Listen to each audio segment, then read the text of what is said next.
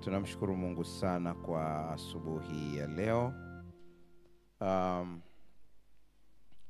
Hata hivyo niwapongeze sana Together in Christ kwa sababu ni leo tu.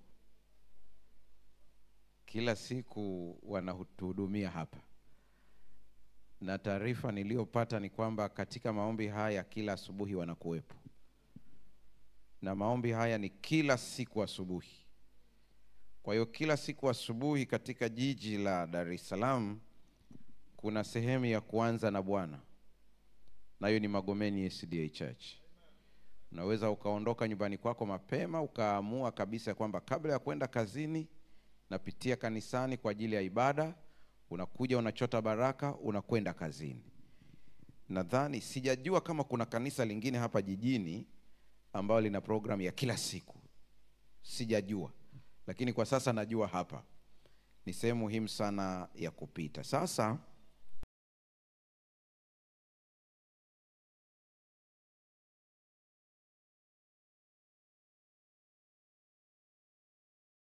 kuwepo. Wanasema mimi ndio nimekuja leo. Pia wapo. Haya. Tunaenda katika muendelezo. Ni muendelezo. Kwa hiyo tunaingia sehemu ya pili, jioni tutaingia sehemu ya tatu, utambulisho ulioibwa, na tutafika mpaka hatua ile ya kurejesha. Jana nikagusa kidogo Zaburi ya 10 na ngapi waliokuwepo? Zaburi 10 na ngapi? 16. Nilifanya vile kwa sababu najua kuna baadhi ya watu huenda wasifuatilie mpaka mwisho, lakini angalau akipata ile picha anajua cha kufanya.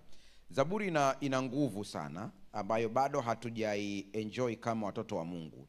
Tunaisoma kama shairi, tunasoma kama nyimbo, tunasoma kama tulivyozoea, lakini kuna nguvu ipo katika Zaburi ambayo ukiitambua utaitumia Zaburi katika mambo mengi sana. Bado ninatafuta, kuna lesson yetu ilitoka robo fulani, najaribu kuitafuta, nikiipata huenda nikatumia pia kuonyesha kama reference, ambayo ilitoka nadhani kama sio miaka 3 iliyopita ni 4, ambayo ilikuwa inaongelea habari ya nguvu ya Zaburi peke yake. Si kama mnakumbuka hicho kitu. Ikiwa kuna mtu atapata nakala niletee, nitafurahi sana. Bado ninaitafuta. Nakumbuka lesoni moja pia ilitoka ya moto wa mtakasaji. Bado ukiona kwenye kumbukumbu zako tunza hiyo lesoni, uirudie uisome tena, inaeleza vizuri kuna nguvu ya Zaburi. Hizi ni lesoni ambazo zinatolewa ili kutuelimisha. Changamoto ya sisi, nimesema changamoto ya sisi, sijasema wengine, sisi. Kuna saa mnazoea lesoni mpaka mnaona kama kitabu cha kubishania, badala ya kuwa kitabu cha kusaidia kiroho. Isome sana, kuna vitu viko hapo vya ajabu sana. Kwa hiyo Zaburi ina nguvu zake za ajabu sana ukichukulia kwa imani. Sasa unaweza ukanukuu ukaandika hii ukaisoma kwa kina baadaye. Kwenye kitabu cha The Desire of Ages ukurasa 391. Desire of Ages ukurasa 391. Anasema by the transforming agents of his grace the image of God is reproduced in the disciple. He becomes a new creature. Sasa kuna vitu viwili natamani uvibebe hapa ili vikusaidie katika zoezi letu la kurejesha sura ya Mungu iliyopotea. Tuliza akili yako sasa hapo usikilize vizuri. By the transforming agents of his grace. Yani kwa nguvu ya wakala wa kubadilisha ya neema. Hii ndio sentensi ya kwanza uibebe hapa. Kwa hiyo kwa chochote ambacho unahitaji kurejesha ili kuonyesha picha ya Mungu, sura ya Mungu, utambulisho wa kimungu kwako, tambua neno hili, yote yanatendeka kwa neema. Haleluya. Yote yanatendeka kwa nini? Kwa neema. Nami niwaulizeni nyie, maana mimi sihubiri sasa hivi nafundisha. Neema ni nini? Neema, ukisikia tu neno neema, maana yake ni nini? Baraka. Mwingine upendeleo. Unapewa kitu ambacho hustahili. Kwa hiyo unapowaza habari ya kurejesha ile identity, utambulisho wa kimungu kwenye maisha yako, shetani kuna saa atakuletea dhana ya kwamba wewe hustahili kwa sababu ya dhambi zako, na wewe umjibu ya kwamba natendewa kwa neema. Natendewa sio kwa sababu nastahili, ila kwa sababu Mungu ananipenda. Mungu anafurahia akiona watoto wake wanaishi kwa viwango vya juu katika kila nyanja, kila sehemu ya maisha. Mmesikia sasa hivi ulimwengu mzima, yani ni kama vile dunia yote imegeukia kwa Ibrahim Traore. Si mmesikia huko duniani? Ni kama vile kila mahali hilo jina linatajwa, kila mahali. Nakuta bajaji huko mtaani kwetu wameshaweka picha za kwake tayari. Yani ni kwamba ni kijana mdogo, mwaka 82 ndo amezaliwa, lakini anatikisa dunia. Laiti kila mtu kwa kile ambacho Mungu amekupa ungetenda kwa ukamilifu, kwa jinsi unavyojua, to the maximum, sio chini ya kiwango. Umewekwa kwenye ofisi ya umma, unatenda kwa kiwango cha juu mpaka yeye unasema hata nikiulizwa. Unajua, mnaofanya kazi serikalini, mashirika binafsi, kaangalieni Biblia vizuri. Biblia inasema uitende hiyo kazi kana kwamba unatenda kwa Kristo. Yani serious kabisa hivi, mpaka mtu anasema hapana, kuna mtu hapa alikaa. Mungu atusaidie sana. Lakini ukitaka yote haya yaende vizuri, ndani ya moyo wako, nia kabisa ndani ya moyo wako, itoke moyoni, sio ya mdomoni, toke moyoni, kwamba natenda hivi sio ili watu wanisifie, ni ili Mungu aweze kutukuzwa. Iwe nia ya ndani ya dhati kabisa. Maana ndiko nasema heri wewe Israeli. Kama kuna taifa ambalo lina vita kila kukicha ni Israeli mpaka leo. Jana ujuzi wamekumbwa tu na moto hapo wa uhakika. Piga mpaka Tel Aviv, moto tu wa kawaida, nature. Kuna wale jamaa huwezi kuwamaliza duniani. Wale mnaowaona wako pale ambao ndio maarufu sana hapo Israeli sasa hivi. Unajua ni makabila kama mawili tu ndio yako pale, ndio maarufu sana. Haya mengine madogo madogo yamesambaa dunia yote. Hawa unaowaona hapo wanapambana idadi kubwa ni wa Yuda na wa Benjamin. Lakini kuna Isakari, kuna Dani, kuna nani, wamesambaa dunia nzima. Mpaka baadhi ya wanazuoni wanaamini wako baadhi ya maeneo ya Afrika Mashariki, hasa Dani na Naftali, wameshaanza kutrace, wamesambaa. Lakini huwezi kuwamaliza watu duniani. Na moja ya siri kubwa ambayo inafanya waendelee kuwepo ni kumjua Mungu na kujua kanuni za kimungu. Ndugu zangu wale watape waliokuwepo Zanzibar wanakumbuka, tumelisema hili Dodoma, nimelirudia tena. Kuna kitabu cha Arabi anaitwa Daniel Appeal, kile kitabu ukisome kinaitwa Thou Shall Prosper. Ika kitabu kadogo tu namna hii, ukiamua kumaliza hata wiki moja unakamaliza. Lakini ukisoma kana kufungua ubongo, unakuja kugundua kwamba tumeumbwa kufanikiwa, ila uzembe huko kwetu.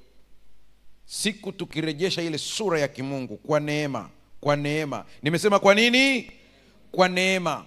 Na hii sura ya Mungu ikirejea, tabia yako inabadilika. Tabia ikibadilika, unakwenda kuvuna kulingana na kile unachokipanda kwa neema. Maana ni neema. Unajikuta kwamba kusaidia watu inakuwa ni hobi, sio mzigo. Haleluya. Unajikuta kwamba kutoa sadaka na zaka kanisani sio swala la malipo mnalipizana na Mungu, inakuwa ni sehemu ya furaha yako, unaenjoy. Mungu atusaidie sana. Mlisikia ile habari tulisema jana ya yule mama ambaye alikuja moja kwa moja na sadaka yake. Hapakuwa na mafungu yoyote ya vitisho. Mali zako zitaliwa na nondo.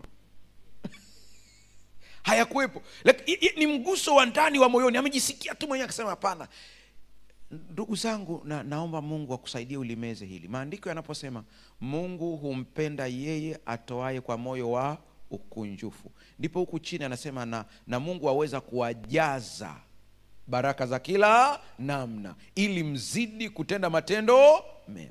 Kumbe kuna baadhi ya watu wamecomplain, mimi natoa zaka sijaona matokeo, mimi natoa zaka naona bado biashara yangu inayumba, mimi natoa sadaka lakini naona kama hakuna baraka bado. Hawa watu unaosikia wakisema hivi, kuna makosa ambao wanafanya. Kosa la kwanza, huenda walikuwa wanatoa zaka na sadaka kama njia ya kulipizana na Mungu, transactional. Mshike mkono jirani yako, muulize umeelewa au arudie tena.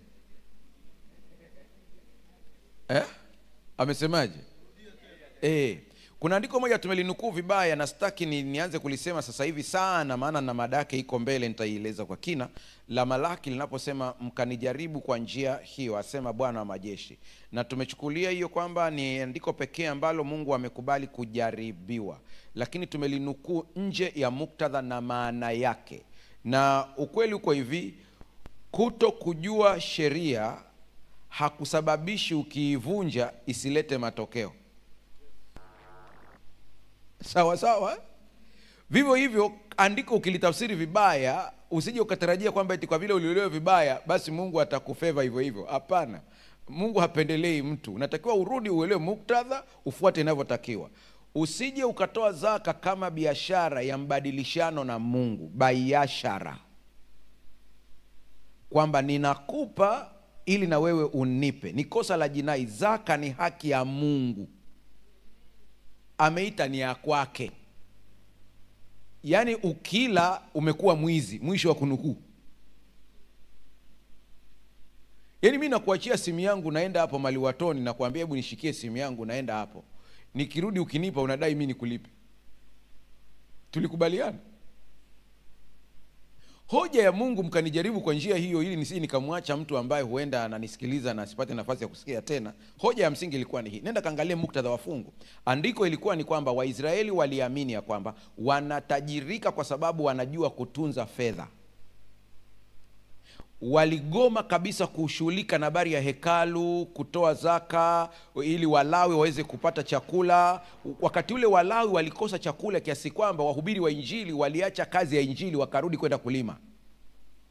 Na watu walipoulizwa na Mungu kupitia nabii ya kwamba imekuwaje mmewaacha watumishi wangu wanateseka, wakasema hali yetu ni ngumu, kwa hiyo tumeamua kutunza. Ndipo Mungu akaanza kuwauliza maswali, tangu mlipoanza kutunza mkabana kiasi kwamba hamtoi, mlifanikiwa mkafika wapi? Ndipo anawaambia hivi, na utunzaji wenu wote lakini mali zenu zimeliwa na nini? Na nondo. Na utunzaji wenu wote mlipoka kwenye maghala, tena cha ajabu hata mlipoamua kula hata miili yenu haikupata joto, yani hakuna virutubisho. Vyakula vyenu vyote mlivyoweka. Mwisho akawaambia, inatakiwa nyie mjue ya kwamba anayetunza na kuwatajirisha ni mimi. Rudini katika barabara ya kuwapa watu wangu chakula, ili nikichungulia kwenye ghala yangu nikute kuna nini? Chakula. Niachieni mimi kazi ya kuwatajirisha na kutunza mali zenu. Ndiyo maana neno mkanijaribu kwa njia hiyo. Yaani kwamba kama njia ya utunzaji ya kwenu imeshindwa, niachieni niwatunzie muone kati ya mimi na ninyi nani hutajirisha. Tazame jirani yako tena, mwambie na hapo napo hujaelewa. Amekuambiaje? Bado kidogo. Kwanza unamjaribu Mungu ili nini? Bwana Mungu hawezi kujaribiwa, maana na yeye hamjaribu mtu. Hoja ilikuwa nani anaweza kutajirisha, ndio ilikuwa hoja ya msingi. Waligoma kutoa zaka kwa sababu walihitaji kutunza. Zikae wapi? Ingekuwa ni leo tungesema kwenye akaunti zao. Kwa maghala yao wakatunza vitu. Walipotunza vitu bado vikaliwa. Waliotunza vitu bado wakajikuta kwamba wanakula vyakula lakini bado wanapata magonjwa, hakuna virutubisho. Wamedhoofu kabisa, hata hawapendezi kabisa. Kwa hali hiyo ikabadilika. Mungu anakuja kuwauliza, kwa nini kwangu hamjapeleka chakula? Kwa nini watumishi wangu wanateseka? Kwa nini hawana chakula? Maana Mungu alikuta sa Walawi badala ya kuhudumia watu wako bize Kariakoo. Na Mungu anaona wauliza, hivi wewe si nimekuita ukahubiri? Ndio. Mbona unauza mtumba? Asema chakula hakuna. Mungu akaenda kwa nabii, sema nenda ukaulize hao watu, imekuwaje? Kwa hiyo Israeli badala ya kutoa zaka akawa ile fungu la 10 Mungu anawauliza, tangu mlipoanza kutunza wenyewe kwa nguvu zenu, mmefika wapi kiuchumi? Tazama mali zenu zimeliwa na nondo.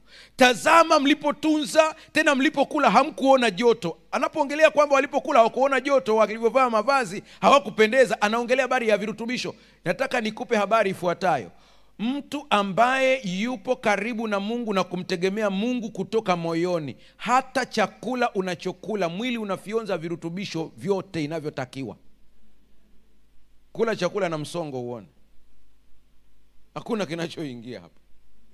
Kwa hiyo hoja ya pale sio kwamba Mungu anawalipa watu wanapotoa zaka. Hoja ya pale ni kwamba Mungu anawaambia mmejaribu kuzuia kwa kigezo cha kujitajirisha, mmefeli. Rudisheni zaka, niachieni mimi nitunze mali zenu. Haleluya.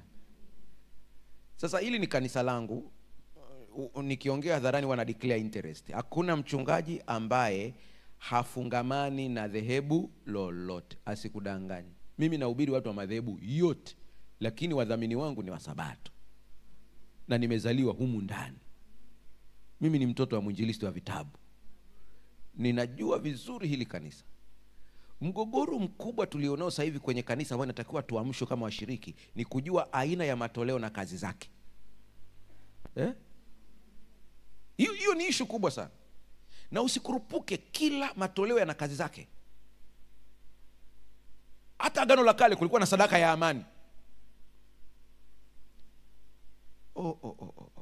Mnakumbuka wakati Sauli ndiye mfalme, Samueli ni kuhani, Wafilisti wakavamia. Huwezi kuona kwamba wanatoa sadaka ya upatanisho. Hapana. Ile sadaka ya upatanisho ilikuwa inatolewa siku moja tu, siku ya upatanisho. Biblia inasema Sauli alipoona Samueli amechelewa, akakusanya akamwambia nileteni hiyo sadaka, akamtolea Bwana sadaka ya amani. Japo alitoa kimakosa maana hakupaswa. Kwa usije ukachanganya mada. Kuna mtu ambaye anaweza, niliwaonya mashemasi sana kibada, nimeonya sijui na hapa wakati wa siku 10 pia nimeonya. Nikamwambia hizi sadaka zinazotolewa hapa hizi usiibe. Unabeba mikosi.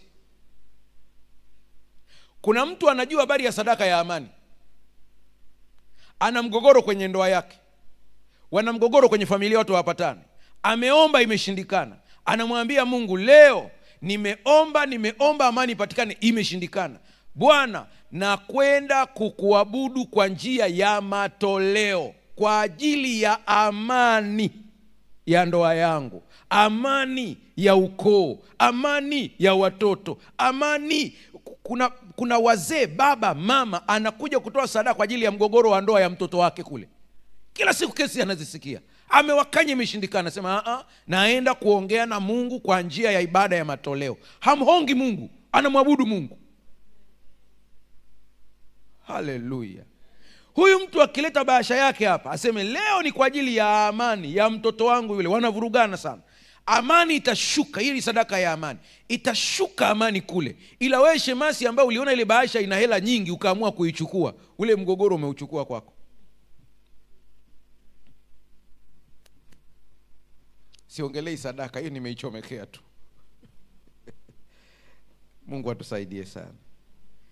Mnabari hii elimu ya kimungu hakuna siku tutaimaliza. Tutaendelea kujifunza kila siku. Nikukumbushe machache sasa. Nimewambieni kwamba njia ambazo adui anatumia kuiba utambulisho wako ni uongo kuhusu thamani yako. Mnaikumbuka vizuri hiyo? Namba 2, kutumia makosa ya zamani kuwatambulisha watu au kukutambulisha. Lakini kasema kwamba katika badiliko lako la neema, ujue neema ndio inayokubadilisha, sio matendo yako. Haleluya.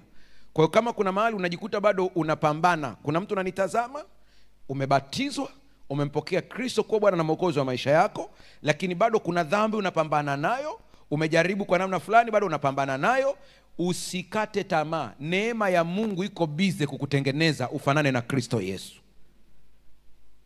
Usiache kuja kanisani eti kwa sababu kuna udhaifu unaona kwenye maisha yako. Hapana. Kitendo cha kumpokea Kristo kuwa Bwana na Mwokozi wa maisha yako kinatosha kabisa kukufanya ufunikwe na neema ya Kristo inayobadilisha.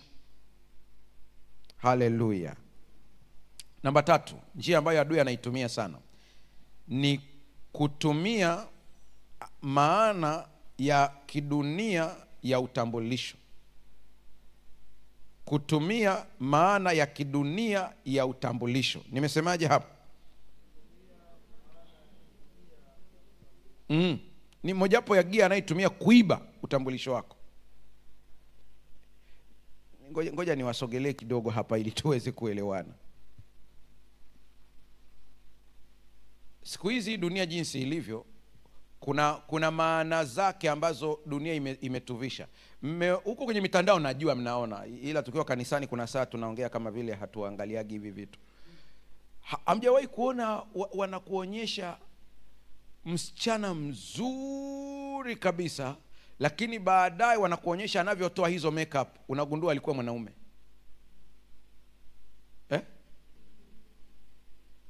Na siku hizi wanaongeza mpaka lips za mdomo za bandia zipo. Hii dunia ni bandia kila kitu. Kucha za bandia, lips za bandia, kope za bandia, wamebakisha tu kichwa cha bandia. Kipo na chenyewe cha bandia. Kila kitu ni bandia. Ni kwa sababu dunia imewapatia watu tafsiri ya uzuri. Dunia. Nimesema dunia. Dunia imewapa tafsiri ya uzuri. Imewapatia tafsiri ya utajiri. Dunia sio utajiri wa kimungu, ni utajiri wa kidunia. Sio kila mwenye nyumba nzuri na magari ni tajiri. Usije ukachanganyikiwa hapa. Nimwambieni kuna mtu ana nyumba nzuri sana lakini hana amani nayo. Haina maana hiyo. Kuna bwana mmoja nimeonyesha na miliki vituo vya mafuta ukanda wa huko kwetu huko tunakofanyia kazi huko.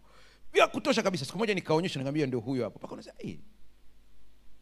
mbona hata haenjoy hizo mali alizonazo? Ndala.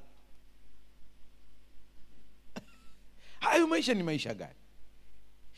Vijana, ninaposema kwamba kubali kupata mali ya uhalali, ni kwa sababu mali ya uhalali ni tamu. Unajua kabisa hii ni jasho langu hii. Bora 500 ulioipata kwa haki kuliko milioni ulioipata kwa njia ambayo sio sawa. Haina utamu wowote. Acha shortcut. Kwa hiyo dunia imetuletea aina yake ya utambulisho ambayo ndio tunaambiwa ili mtu aonekane yuko sawa sawa, yuko hivi. Ni kama hapa, samani kama nitakuwa nimewakwaza. Katika mfumo wetu wa Kiafrika wa kikoloni, jinsi tulivyoletewa na mkoloni. Unajua vazi official la kuhubiria ni suti na tai. Unajua hata hivi nilivyovaa kwa mujibu wa hii ni ukomunisti.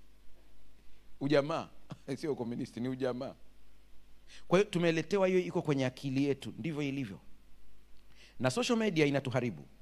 Watu wanapiga picha kwenye magari mazuri. Siku hizi kuna mpaka ndege za kupigia picha. Ukija kuchunguza vizuri unagundua ni kale kamduara kanani kachoo kale kakufunikia kajuu kale ndio kanawekwa, unafikiri mtu kwenye ndege. Dunia ni show off. Mimi nakwambia hivi, ukitaka usiwe na stress, ishi maisha yako. Hutajipa msongo. Acha kupiga picha za chapati za mayai wakati ulikula viazi vitamu. Ni kujidanganya. Sasa jikubali jinsi ulivyo. Ukishakubali kwamba Mungu amekuumba na wewe ni wa thamani, utaachana na definition ya dunia. Utarudi katika tafsiri ya kimungu ambayo ndio amekuumba wewe. Mungu hajaumba ua lenye rangi. Fikiria dunia yote ingekuwa na maua ya njano, isingependeza. Vivyo hivyo katika uwezo wetu wa kiuchumi ulio tofauti, ni baraka ndani yake. Haleluya. Yaani Mungu ameumba kwamba mimi nikose socks, nije ninunue socks kwako. Ni mfumo wa kimungu. Mungu ametuumba hivyo ili mimi nisiwe na uwezo wa kulima mtama na uwele na ulezi, ili wewe ulime nije ninunue kwako. Ni mzunguko wa maisha, ndivyo ulivyo. Piga picha dunia yote au Dar es Salaam hii yote, watu wangekuwa na magari private wote, daladala zingefanya kazi gani? Kwa hiyo utaratibu wa kimungu wa kubalansisha asili usiuchukulie kwamba ni laana. Ni utaratibu wa kimungu. Haleluya. Kwa taarifa yako, amebarikiwa atembeaye kwa mguu kuliko anayeendesha gari. Kwa kuwa atembeaye kwa mguu huimarisha afya yake kuliko aliyekaa huleta kisukari.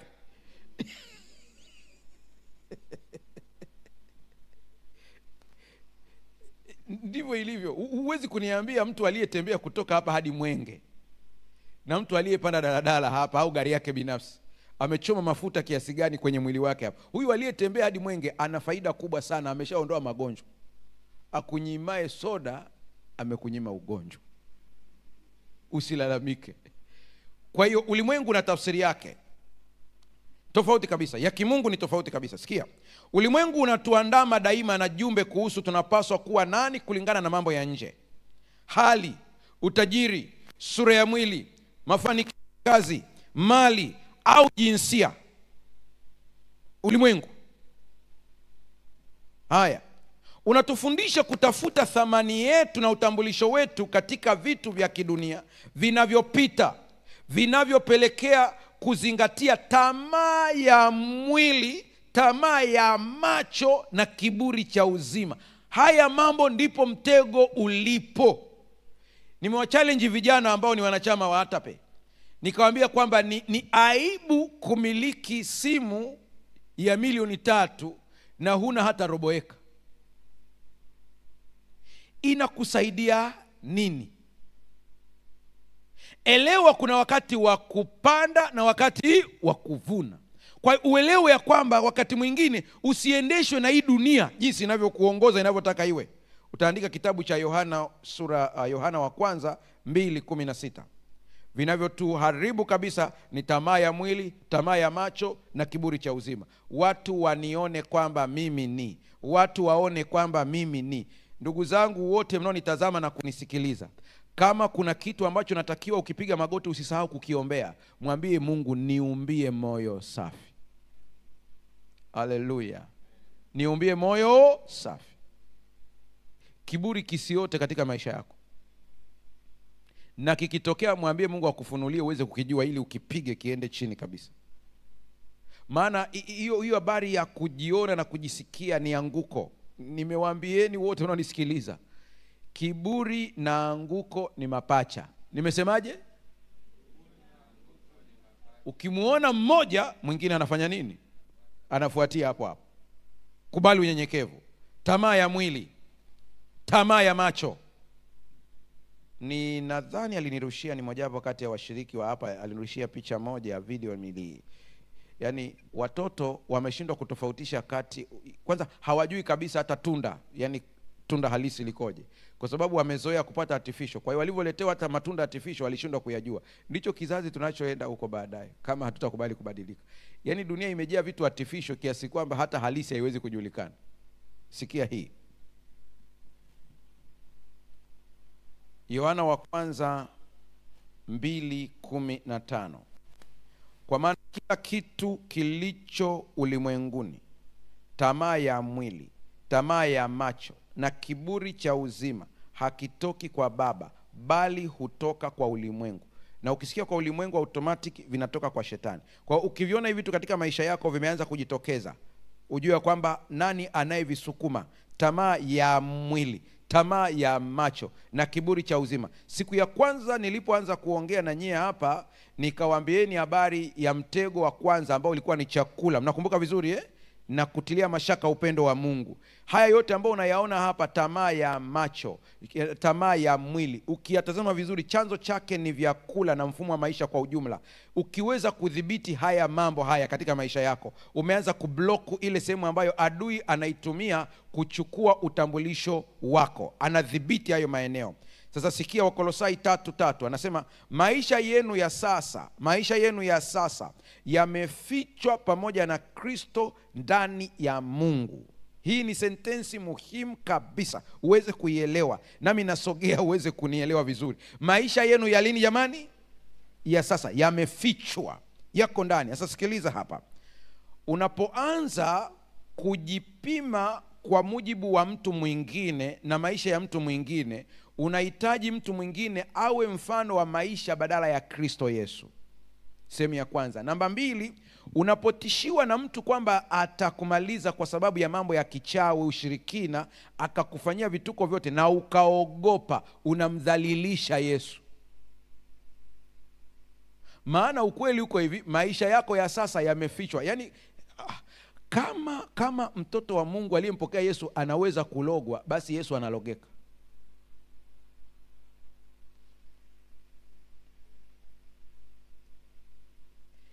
Tunawaita watu wampokee Yesu, maana ukishampokea Yesu tu maisha yako ya sasa yanafichwa ndani ya nani? Hebu tuelewe tofauti ya vitu vifuatavyo. Kuna kuwa possessed na nguvu za giza. Hii ni kumilikiwa na nguvu za giza, zinakumiliki kabisa kabisa. Mtoto wa Mungu aliyempokea Kristo hawezi kuwa possessed na mapepo. Mnanielewa hapo vizuri eh? Haiwezekani. Huwezi kuwa possessed. Maana kuwa possessed maana yake ni kumilikiwa. Sasa kama unamilikiwa, unataka kuniambia kwamba ndani yako Yesu hayupo. Namba 2, najua kuna watu wanajiuliza mbona kuna baadhi ya watu naona kama wanakuwa na changamoto za nguvu za giza, ina maana hawana Yesu.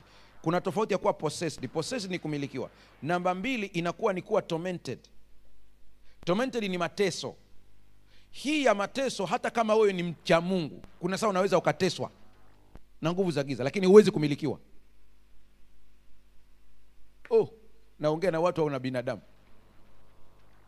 Yaani ni kuteswa tu. Ndio ile ambayo Yesu alisema kwamba utamponda, yeye atasema utampiga kisigino chake na yeye atakuponda nini? Kichwa. Yaani tunaendelea na hilo zoezi kwamba kuna saa utagongwa.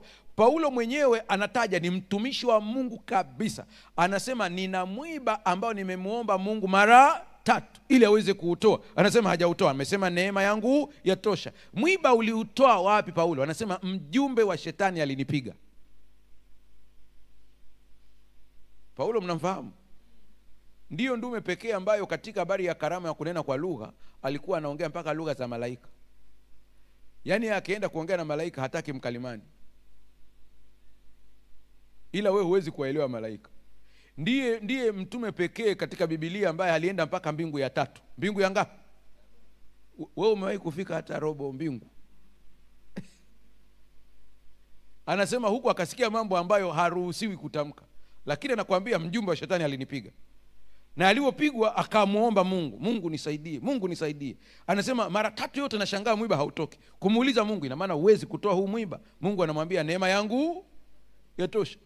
Na wengi wanasema kwa nini neema yake yatosha? Ni kwa sababu Paulo alikuwa na karama nyingi, alikuwa na uwezo mkubwa, na kuna uwezekano mkubwa kwamba kwa uwezo wake mkubwa kiburi kingefanya nini? Kingeota. Kwa Mungu akaacha ule mwiba. Kila saa akipambana, anaenda, anakuja kuangalia mwiba. Akitazama ule mwiba, anashuka. Ndio maana mwishoni anaandika, anasema na ufurahia udhaifu wangu, kwa sababu unani control. Jamaa alikuwa ni genius.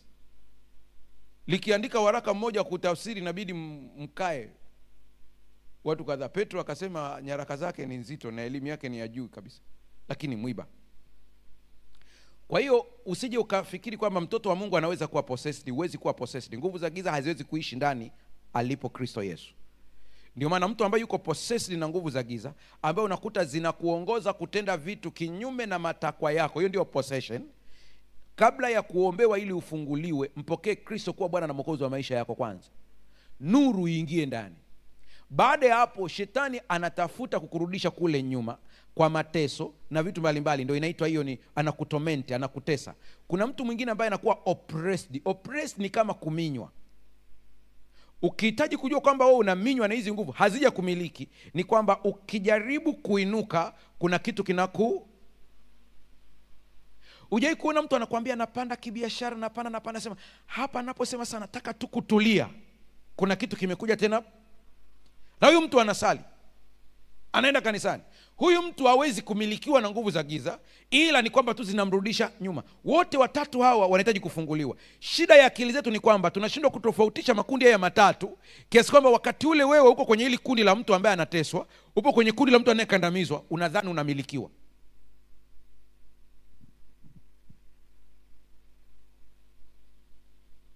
Mungu atusaidie sana. Sikia vizuri, identity yako ni muhimu. Mtu wa kwanza ambaye yuko possessed, anamilikiwa, hawezi kuomba akafunguliwa yeye mwenyewe. Mmenielewa hapo? Naongea na watu au na binadamu? Huyu mtu wa kwanza ambaye yuko possessed, anamilikiwa na nguvu za giza, asitarajie kwamba atajiombea pepo akaondoka. Maana hata kuomba kwake kunamilikiwa. Tunaweza kuelewana jamani?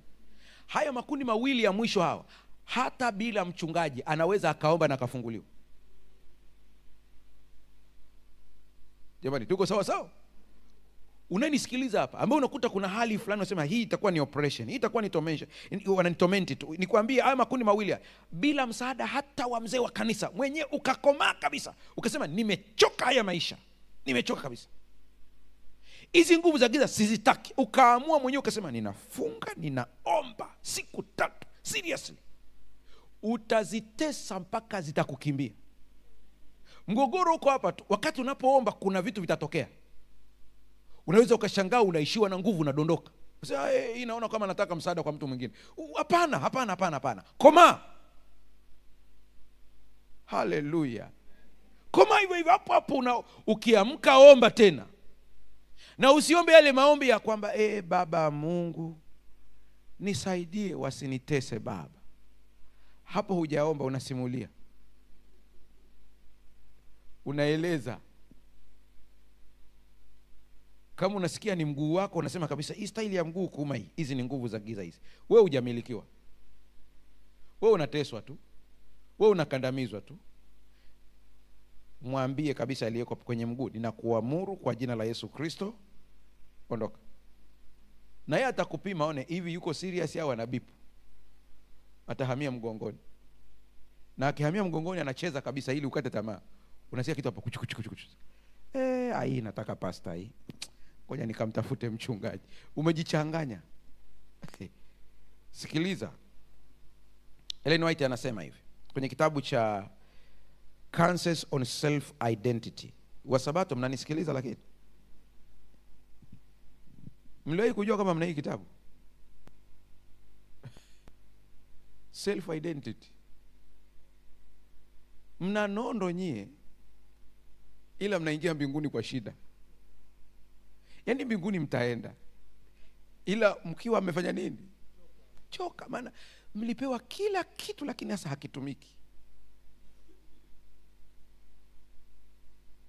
Nitazame. Narudia tena, wafanya biashara. Una habari ya kwamba unaweza kuwaita wateja kutoka mashariki magharibi wakaja kwa jina la Yesu? Wakaja kwenye biashara yao kabisa hivi. Hiyo nguvu unayo. Una huo uwezo huko ndani yako. Fanyia mazoezi, usije ukataraji kwamba ukianza siku ya kwanza itatokea tu. Fanyia mazoezi, rudia, endelee kuamini. Naongea na mama ntilie ambao ni wacha Mungu, mnaonisikiliza.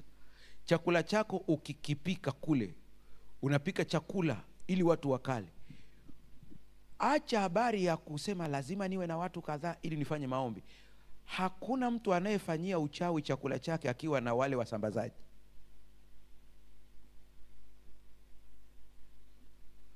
Wale wadada wanaosambaza, wanaopeleka kwa wateja, hawajui siri ya yule mama. Mama ntilie mnalishwaga vitu vya ajabu kule. Watu wameosha mikono, nguo. Nimepunguza ukali wa maneno.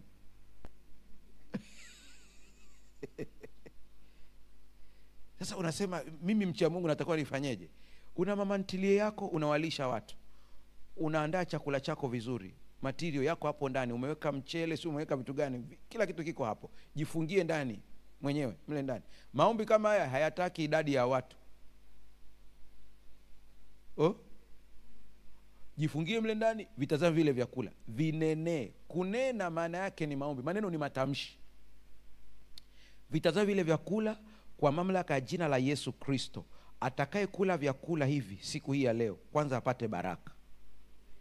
Cha pili, mambo yake yanyooke. Waombee watu wengine, waombee wateja wako, mambo yake yanyooke. Na anavyobarikiwa akagundue hapa kuna Mungu, arudi kula hapa, alete wenzake. Kwa jina la Yesu, amina. Fungulia watu wale wengine ambao ndio wapishi wako, waanze kupika. Acha wapike. Unashangaa mtu akila chakula tu. Pastor Mbaga, unatoa wapi hiyo? Kwenye Biblia. Litabarikiwa kapu lako, kitabarikiwa chombo chako cha kukandia unga. Wengine mnafanya kazi za ofisini, una kompyuta yako. Itamkie kompyuta yako. Ile kompyuta yako ndiyo chombo chako cha kukandia. Wengine mtanielewa, kuna saa unafanya kazi kwenye kompyuta yako inavuruga tu. Kila kitu kiko sawa lakini inavuruga tu. tamka kwamba chochote nitakachochapa hapa kiwe na mvuto, kikubalike. Mungu amekupa, unasema kitengo cha research mahala fulani hivi, serikalini au wapi kule. Sema kabisa, shika ubongo wako kabisa kwamba akili hii ijae tafiti za kutosha za kusaidia shirika. Kupitia kwangu yakatoke maarifa, na ulimi wangu ukafundishwe kumtukuza Mungu. Unashangaa maidia yanaporomoka tu. Mungu atusaidie sana. Hebu nendeni mkafanyie mazoezi hii wiki, hizi siku chache hizi, kule kwenye biashara, kule kazini, kule kafanye biashara kwa kutumia hii kanuni. Sikia sasa maneno anayosema mtumishi wa Mungu. Anasema ni ukurasa wa 18 paragrafu ya 4.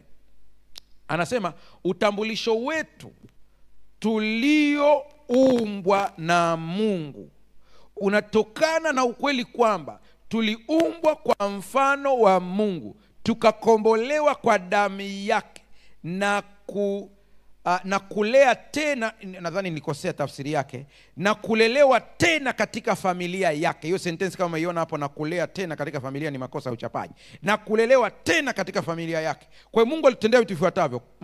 La kwanza kabisa, tuliumbwa.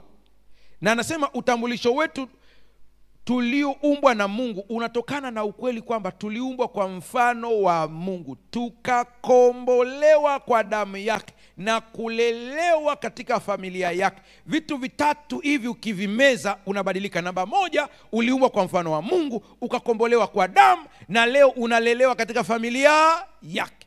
Ukiwa unalelewa katika familia ya kimungu, kuna baraka za ndani ya familia ya kimungu. Hizi ndizo unatakiwa uzidai, ni haki yako. Tumkumbuke Mkananayo kidogo.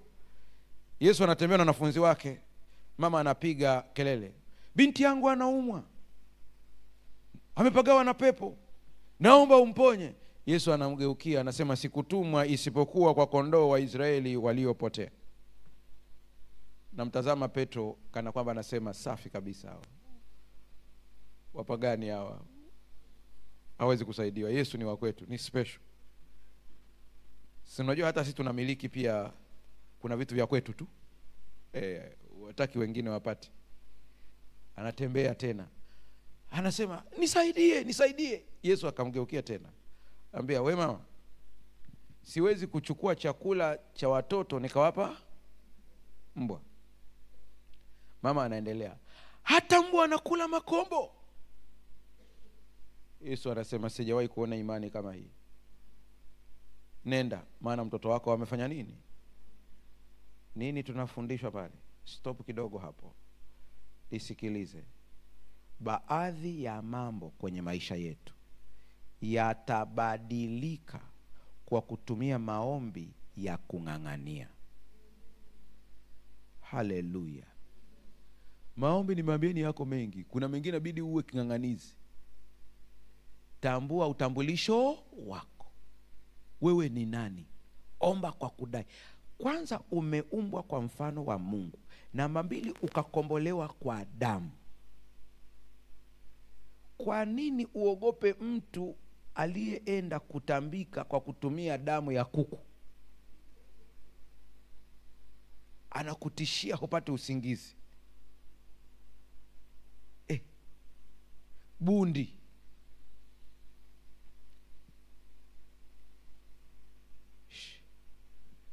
Ukiwa darasa la kwanza, 10 toa 100 sawa sawa na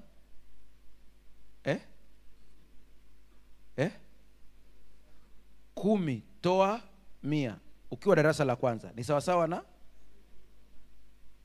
Kristo wa neema yote.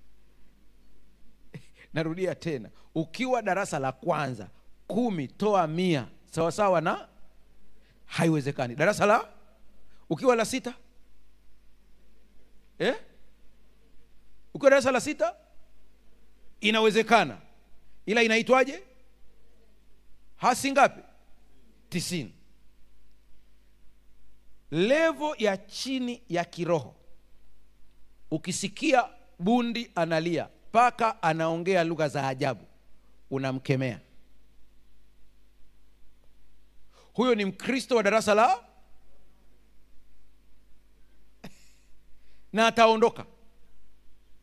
Mkristo wa darasa la 7, bundi analia, paka analia, anampotezea. Anampotezeaje? Yeye ameshajitambua kwamba yeye ni bosi. Umewahi kuona bosi anaenda kuchukua chai jikoni? Mkurugenzi, si kuna masekretari wako pale, anamwambia kaniletee nini? Chai. Yaani level ya juu ya Ukristo, ukisikia bundi anasumbua, ukisikia huhangaiki, yani huhangaiki kukemea kwa jina la Yesu. Darasa la kwanza unaruhusiwa. Kemea kabisa, kama ni paka kemea kwa jina la Yesu. Unaruhusiwa darasa la kwanza. Ukishavuka level pap, ukifika la 7 la kiroho, unasikia wanalia, ile tu kiamko ukiwasikia namna hii, kwanza kwenye moyo tu unauliza malaika, hivi nasumbuliwa, ni sipati usingizi, mko hapa?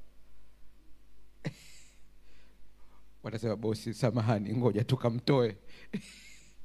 Wanaenda wanamtoa. Haleluya. Simple tu, wanamtoa. Simple.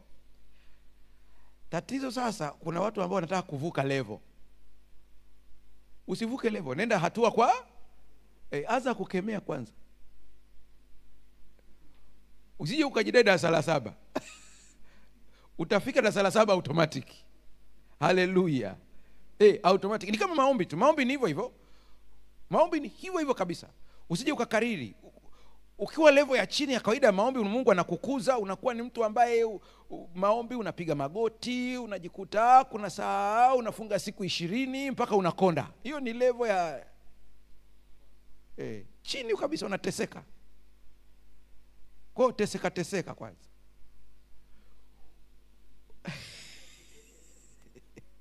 Ukianza kuadvance taratibu, unafikia hatua kuna saa hata huombi, unaongea. Unaongea tu. Na unaongea tu kawaida. Tuna vitu vinatokea kawaida tu. Unaongea tu kawaida kabisa. Yaani kuna level inafika sasa, yani wewe na Yesu mnakuwa ni marafiki tu, mnapiga tu story.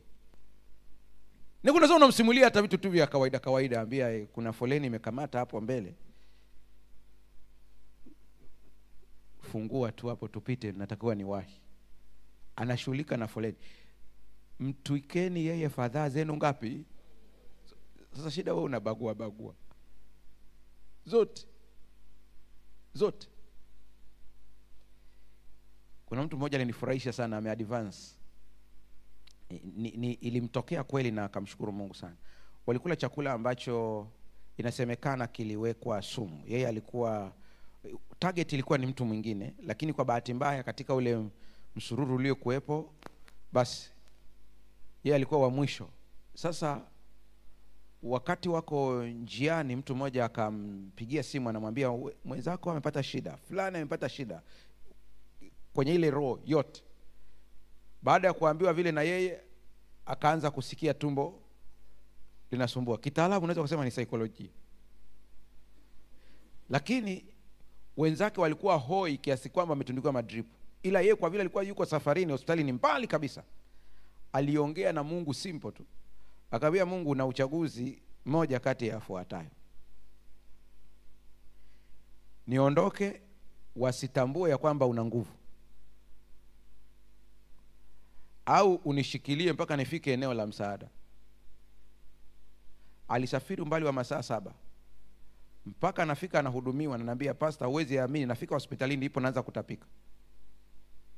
Na kweli sample ilionyesha kwamba kulikuwa kuna kitu kiko ndani. Ila kwa nini wenzake ilireact haraka? Unaweza usione utukufu wa Mungu kama huangalii kwa jicho la ziada.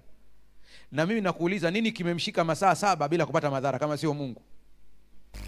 Haleluya. Kuna saa unakuta unaongea. Elewa utambulisho wako na Mungu akusaidie sana uweze kutambua hili. Umeumbwa, lakini namba 2 umekombolewa na unaishi katika familia ya kimungu. Hii ni jambo muhimu sana kuliko yote. Tunapoingia kwenye maombi, beba yafuatayo.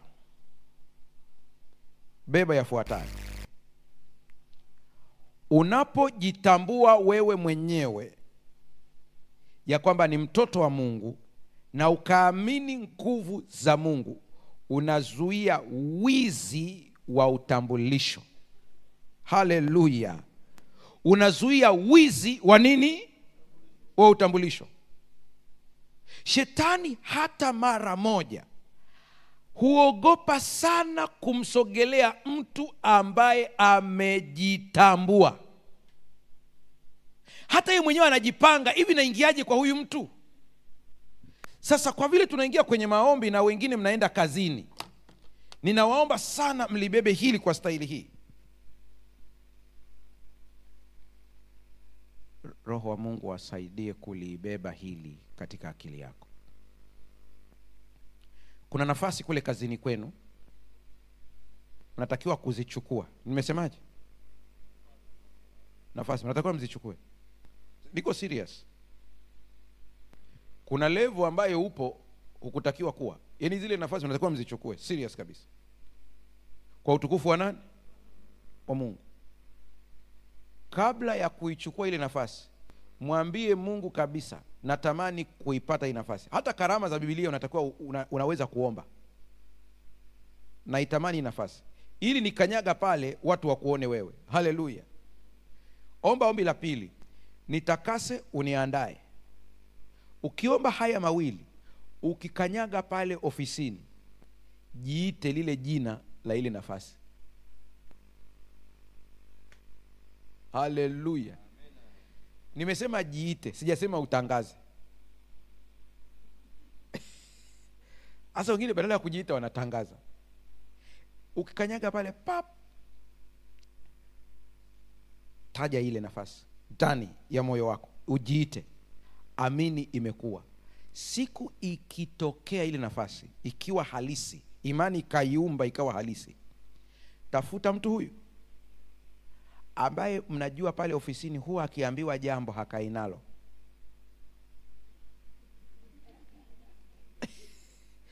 Kila ofisi na hao watu wapo tu, ni nature.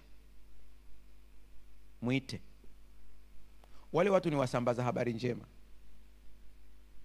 Kaa naye, mwambie njoo kae hapa. Umeona hii nafasi niliopo? Mwambie mwambie nilienda mahali ndio nikaipata.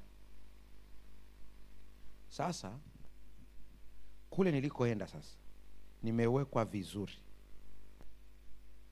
Yeyote ambaye anajaribu kucheza na hii atakiona. Nimekuona wewe, ndio nikuambia ya maneno. Sasa baada ya siku 4 uje, nitakwambia kule nilikoenda si mchezo. Mwache aende. Atasambaza. Unashangaa tu watu wakikuona wanashtuka. Baadaye akija, baada ya zile siku 4, mwambie, unaona hii kitabu, muonyeshe Biblia. Mwambie hii kitabu ni kitabu cha tambiko. Huwa nikitumia neno tambiko hapa Wakristo wanaona mbona kama neno la kipagani. Ni Kiswahili tu. Kiswahili cha kisasa inaposema mtoleni Mungu sadaka, nisema mtoleni Mungu tambiko. Haleluya. Hapa ndio kuna siri zote hapa. Ninaomba na niliomba nikapata. Mungu ananitunza, ananilinda. Ukitaka na wewe njoo nikufundishe namna ya kupata. Anza uinjilisti kwa yule mtu, maneno yatasambaa. Haleluya. Pastor, hii nayo umeitoa wapi? Kwenye Biblia. Ajionavyo mtu nafsini mwake ndivyo. Simple. Ukijiona ni wa kuonewa ofisini, umeita maonevu. Ukiingia tu sasa, mimi hapa kila mtu ananiona mimi ni mbaya. Your wish is my command. Utakanyagwa mpaka na mfungu wa geti. Akikuona tu anakunyanyasa. Ila kila siku ukikanyaga pale, mimi ni mzao mteule, taifa takatifu, mtu wa milki ya Mungu, nimeumbwa nitangaze fadhili za Bwana. Ukiamini hili, ishi hivyo, utaona matokeo. Naomba tusimame. Kuna mtu ambaye anahitaji bahasha kwa ajili ya ibada kwa njia ya matoleo asubuhi ya leo? Kama unahitaji bahasha, nahitaji niifanye kwa haraka kwa sababu muda wetu umeisha. ili tuende kazini. Kuna mtu yeyote ambaye anahitaji bahasha, nyosha mkono wako ili uweze kuhudumiwa kwa ajili ya ibada ya matoleo asubuhi ya leo.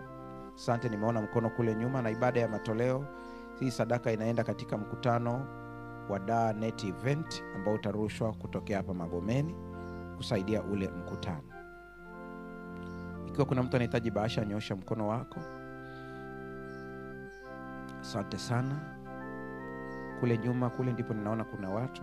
Wewe ambaye tayari umeshaandika ombi lako, weka kwenye boksi la maombi, lakini pia umeweka bahasha ile sadaka yako. Leta sadaka yako sasa katika eneo la sadaka. Unaweza ukaleta hapa sasa hivi wakati piano inaendelea kupigwa. Wewe njoo moja kwa moja, weka sadaka yako, na yule wa ombi weka ombi lako. Nataka tuingie kwenye maombi sasa asubuhi ya leo.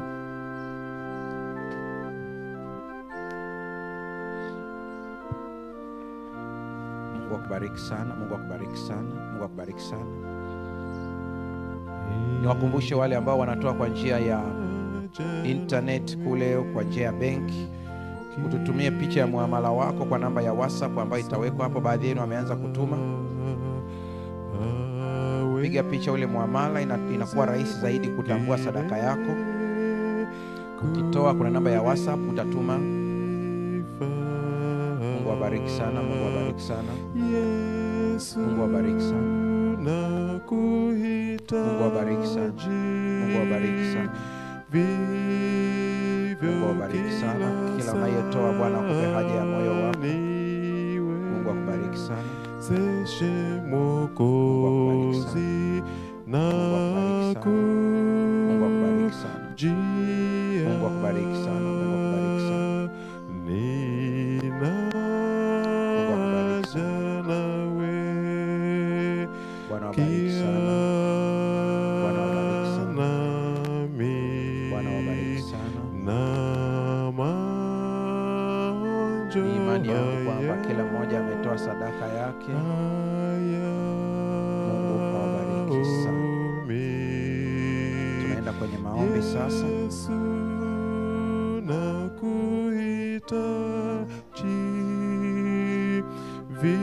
Vivyo kila saa niwezeshe Mwokozi na kujia.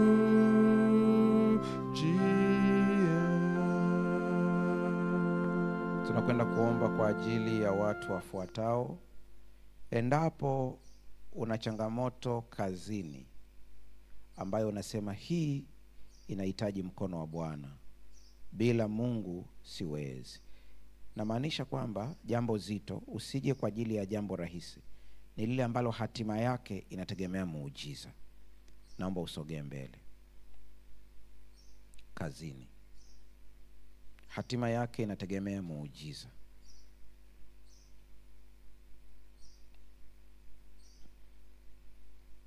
Utakuwa mbele ya mzee wa kanisa yeyote aliyeko hapo, kwa sababu watakwenda kuwawekea mikono kama uwakilishi wa watu wote ambao wanapitia changamoto kama hizo. Wengine wako mbali wanatutazama, wanapitia changamoto kama hiyo. Naomba usogee, sogea. Kuwa karibu na mzee wa kanisa, maana atakuwekea mikono.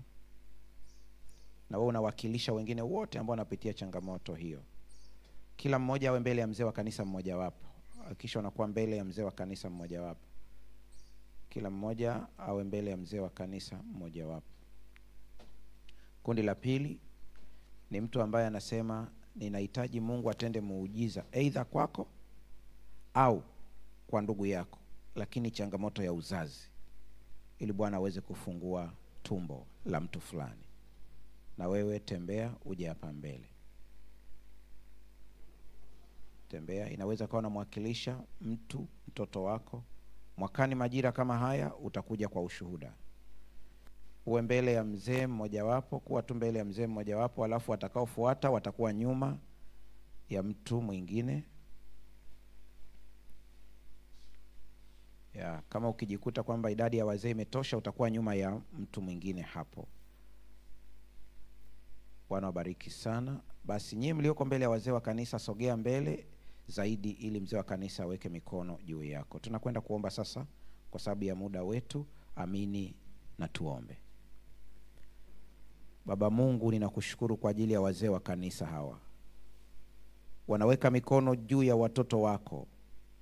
Hawa ambao wamewekea mikono ni hapa, lakini kuna wengine wanatazama, wanapitia changamoto hizi kazini. Huyu ambaye amekuja hapa akiwa wengine ukamtendee. Lakini na wale ambao wanatazama kule, tenda muujiza ndani ya hizi siku chache, mtoto wako akakiri ya kwamba hili ni mkono wa Mungu. Ninaomba kwa ajili ya wale ambao wanapitia changamoto za uzazi. Haijalishi daktari amesema nini, dunia imesema nini. Ninakuomba leo Mungu ukatende muujiza kama ulivyotenda kwa Hana. Ninaomba kwa ajili ya wale ambao wamevishwa msongo na shetani kwa kupewa tafsiri ya mafanikio ya dunia hii, wakasahau Mungu amewaumba kwa namna ya pekee sana. Hawa nao pia Mungu wetu ukawapatie kurejea katika sura yako ya awali uliokusudia. Ninaomba kwa ajili ya mtu mmoja ambaye ameshindwa kutambua neema ibadilishayo, anapambana na dhambi kwa nguvu zake mwenyewe. Mfundishe kutegemea msalaba wa Kalvari, na kila siku ushindi ukipatikana, utukufu kurudie wewe. Kuna watu wana changamoto ya kupata ajira. Kila anapoenda anajikuta kwamba anakataliwa. Na wewe Mungu unajua kabisa kwamba mtoto wako ni adui tu anamtesa. Yupo katika lile kundi la pili na la tatu. Ninakuomba ukapate kumtendea muujiza wa kumpatia ajira ambayo itakuwa ni baraka katika maisha yake. Ninakutukuza kwa kuwa wewe unakwenda kuwatendea miujiza na wale ambao wanatafuta kujiajiri. Hao nao pia katika changamoto hiyo wanatafuta mitaji, wapatie hekima, lakini wapatie maono. Naomba kwa ajili ya wagonjwa wote waliofika hapa leo, wanaotazama, nguvu ya uponyaji ya Mungu ikapate kuwagusa, wakapokea kufunguliwa kwao. Sasa Mfalme wa amani, nuru ya uso wako ikaonekane. Watoto wako wakang'ae. Wanaokwenda kazini ukawapatie baraka ya kazi. Wanaokwenda kufanya biashara ukawapatie baraka ya biashara. Waite wateja kutoka mashariki, magharibi na kaskazini. Zikuze biashara zao. Zile ambazo ni ndogo zikaongezeke. Wapatie connection za kukua na kuongezeka. Ninakushukuru kwa ajili ya mainjinia, wabunifu kwa aina mbalimbali, na ukawajaze neema yako. Ninakushukuru kwa ajili ya madaktari walioko hapa, wanaotazama, wanapokutana na wagonjwa katika zile ofisi zao leo, sura yako ikaonekane, magonjwa yakaondoke kwa utukufu wako. Acha watoto wako wakang'ae kazini. Baba, acha wakang'ae kama ile nyota ya Yesu iliyoonekana iking'aa, mamajusi wakaifuata. Hawa nao wakang'ae, watu wakawafuate. Kwa jina la Yesu Kristo tumeomba na kuamini. Amen.